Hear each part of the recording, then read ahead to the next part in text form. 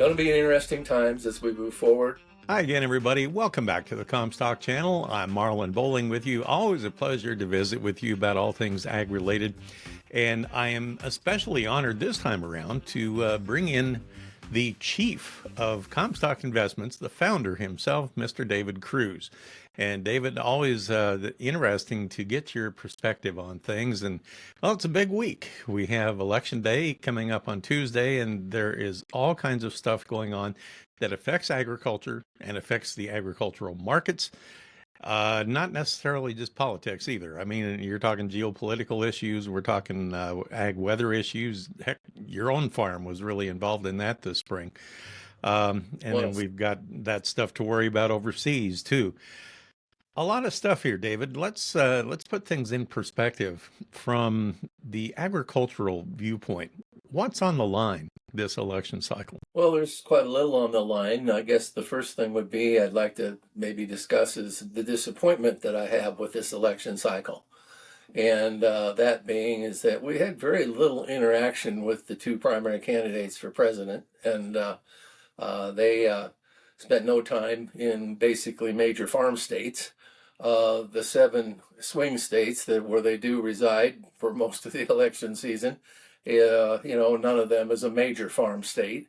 I suppose Wisconsin, you could argue there a little bit, but by and large, what we've used these election cycles for is a time for discussion and conversation about ag issues. And there's been, unfortunately, very little of that at this time. As I mentioned, the candidates haven't spent any time. Neither one of them have visited Iowa. I think about the closest they've been has been Wisconsin. And so I know that the Farm Bureau Association, they sent a questionnaire to both candidates, a lot of specific questions, and they were very disappointed in the answers that they got. Very unspecific. There's really, feels like both campaigns or whatever are poorly advised on ag issues and haven't really shown a lot of interest in them, just simply because as we go back to this situation as we are in a swing state. There's also a benefit to not being a swing state, and that we don't have to put up with all their commercials, and they're not spending any ad time here too, and so that the TV's been a little easier to watch, I think, than if you were in Pennsylvania. I feel bad for those people or whatever out there, but we do need to take these opportunities to get a conversation to make sure that they know what our issues are. And my consternation is I don't believe that happened this cycle. You know, David, there's so much focus on the presidential election, but, with my farm background and your farm background as well, one of the things that is just really upsetting is the fact that we cannot seem to get either side to come together and actually come up with a farm bill on time to really attack the problems that are posed in agriculture. I mean, for example, here we are again. We went another year with a farm bill debate. Nothing happened. Didn't get anything done. And now, after the election, we could have a changing of the guard. I mean, I don't know how many different people are going to end up on the ag committees now. And that could really upset the apple cart here. That seems to be really problematic that they cannot seem to get anything across the finish line. Well, in part, probably some of the reason for that allowed the slowness or the procrastination this time is that agriculture financially was doing pretty well up until 2024. Now we've seen our net farm income drop to nil, almost nothing. And so for the first time now, there's some real urgency out here to essentially adjust where the support system is in the new farm bill. The current PLC and ARC programs are meaningless. It shows that we can have a major recession in the ag economy, and that the current farm bill with its support system does nothing. It has mattered nothing to us. We're not going to get anything out of that. If it gets down to a level where we start getting PLC and ARC payments, we're in a world of hurt. Because markets have got to go down a lot more yet to even trigger that. Well, there's been a lot of talk about, a new farm bill and improving that level of support, but nothing's really happened. There's actually both parties have come up with a farm bill. It's just that they don't like each other's. and from that part of it. I mean, the Republicans are more focused on commodity supports and less money for the food part, SNAP and such forth, and the opposite is true for the Democrats, and so they've been unable to reconcile those ideological differences. We maybe have another opening here with a lame duck, Congress. Um, we'll have to. I don't know. Maybe they'll be so tied up with still the aftermath of this election that even that won't function. I guess time will tell. I am going to go out to Washington with a group, but to talk to some of the congressmen and in later here on this month, and so that I should get a little firsthand back on what the attitude there is on that. But right now the policies are not working. One example, we had tremendous flooding where we were this year. I was able to put about 77 acres into prevent plant, and we're going to do some waterway work, and that would be covered by CRP. Well, their CRP program right now is all tied up. They don't have money and things because there's no new farm bill, you know, and so it starts to get home in some different ways, to start impacting us out here. But again, we've had this ideological void between the two parties that has tied this bill up. I wanted to get your perspective here on things.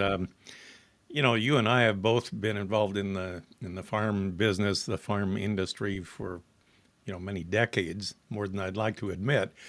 But from your experience, I know you like to watch the overall economy, and I just wondered, do you think the ag economy typically leads the broader economy in general as a whole, or do you think that if we get a recession in the outside economy, it's going to drag the ag sector down? Well, at least that's a good question, Marlon. You go back, you could say that when the last major recession in the U.S. economy, agriculture boomed. The commodity sector was doing very well.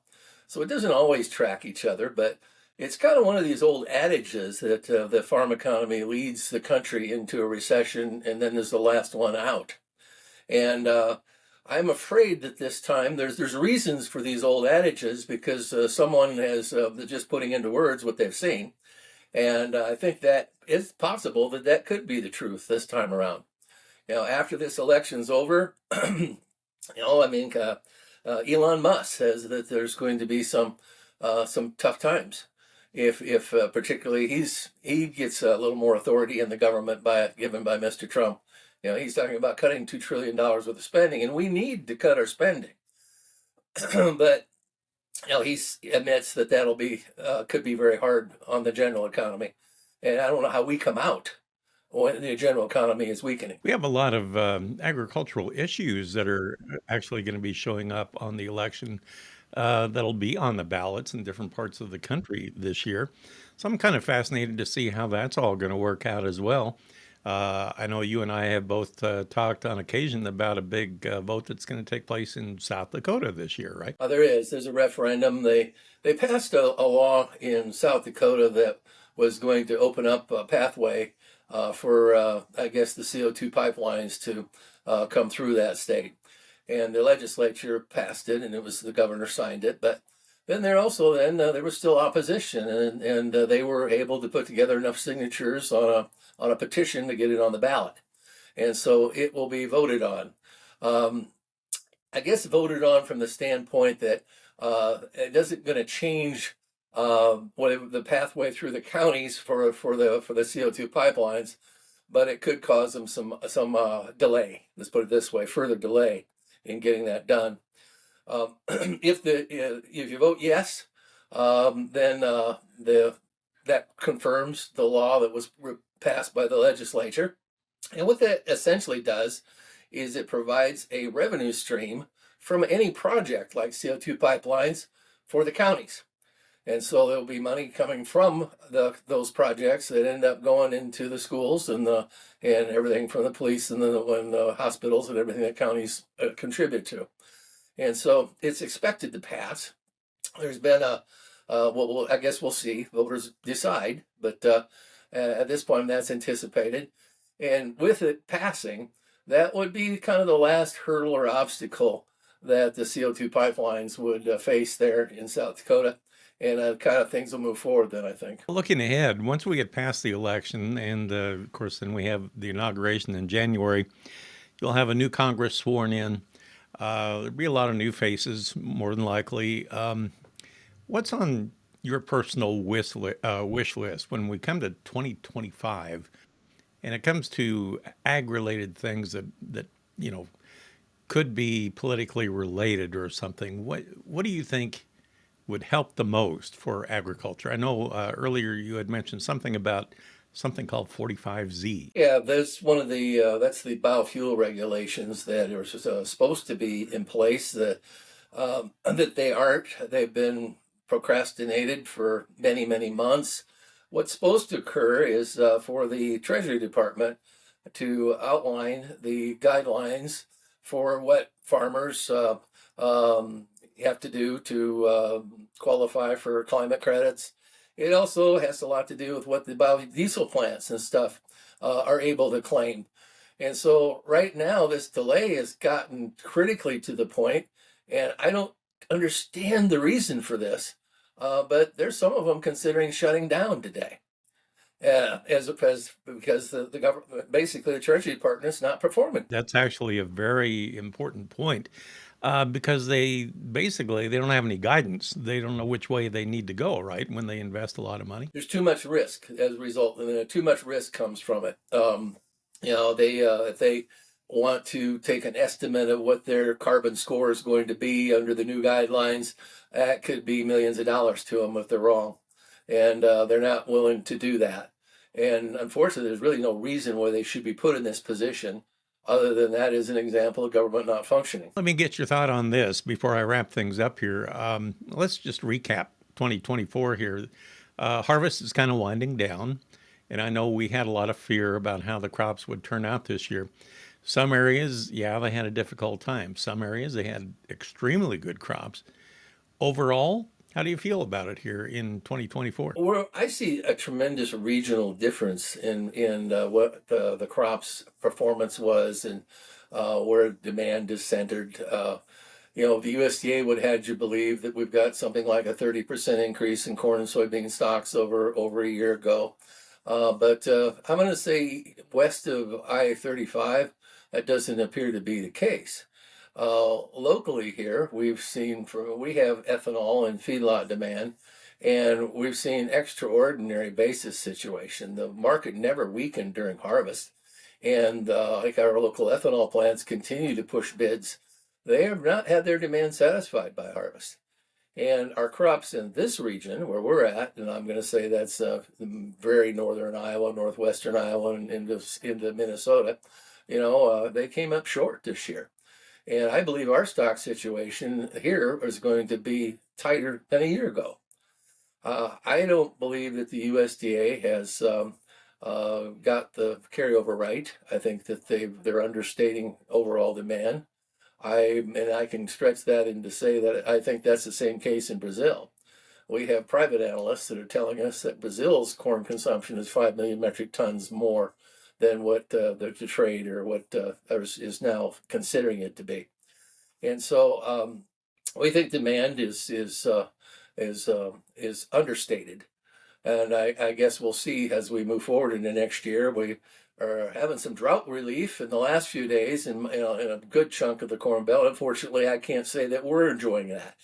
We've gotten minor rain here. We're a long ways from having the drought alleviated, but there's some places that have gotten some pretty good inches here that should shrink that drought profile just a little bit. It's odd to be worrying about that at this time of year, but this is when we recharge our subsoil moisture to get through generally the next year. 2024 now being again that exception where we had tremendous record floods, in June. Other thing I want to point out, I should bring back again as I bring it up every once in a while, is that Dr. Elwin Taylor from Iowa State University for years and years and years have said that there's an 89-year drought cycle. and the target year for that is 2025. And so I've not forgotten that, and I'm going to say before this last rain came through, it was sure looking like we were heading in that direction for next year, but maybe that'll alleviate it, but to a certain degree, but it's interesting. We're heading toward that. Well, there's a lot of things converging next year. We're right at a what they call a grand solar maximum too.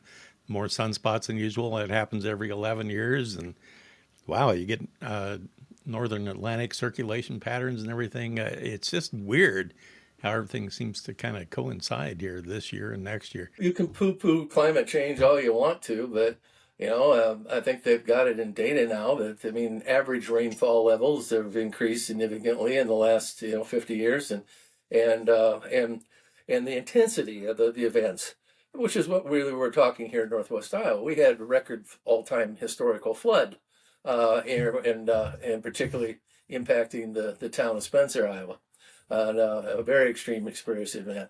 I've never lost so much crop I lost 50 bushels to acre probably off my corn yield as a result of that. And I said, as I mentioned, or may have mentioned, that I did have some prevent plant too as a result of it. And so we'll see. There's so many things to look ahead to the next year, and the political side, it will have a tremendous impact, the outcome of the election.